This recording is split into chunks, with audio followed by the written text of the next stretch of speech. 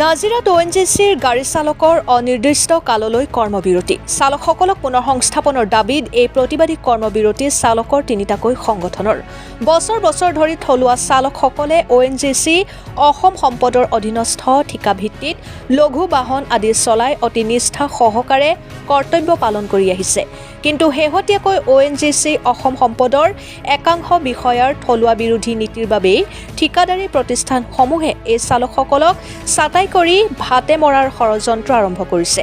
দীৰ্ঘদিন ধৰি এই চালকসকলক পুনৰ কৰ্মস্থানত মকৰলৰ দাবী জনাই আহিছে যদিও নিগম কৰ্তৃপক্ষ আৰু ঠিকাদাৰী প্ৰতিষ্ঠানসমূহে কোনো গুৰুত্ব আৰোপ কৰা নাই।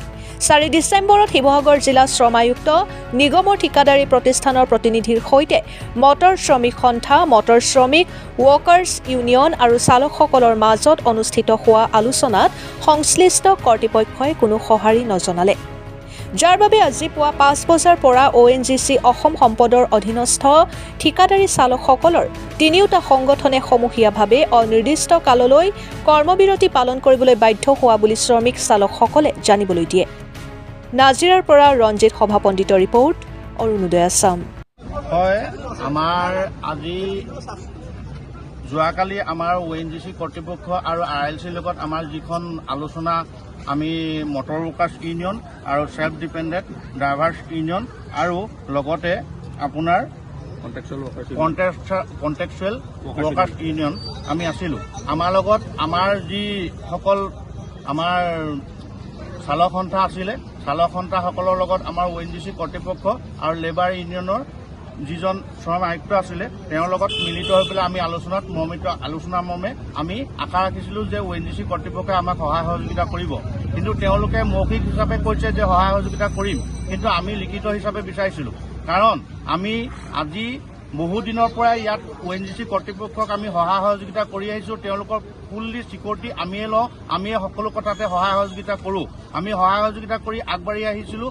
তেওঁলোকে আমাক সহায় সহযোগিতা কৰিব বুলি ভাবিছিলোঁ, কিন্তু তেওঁলোকে মৌখিক হিচাপে আমাক কথাখিনি ক'লে যে আমি সহায় কৰিম, কিন্তু মৌখিক হিচাপে সহায় কৰিম বুলি কোৱাৰ স্বত্বেও আমি মানি লোৱা নাই। এই কাৰণত মানি লোৱা নাই, MMৰ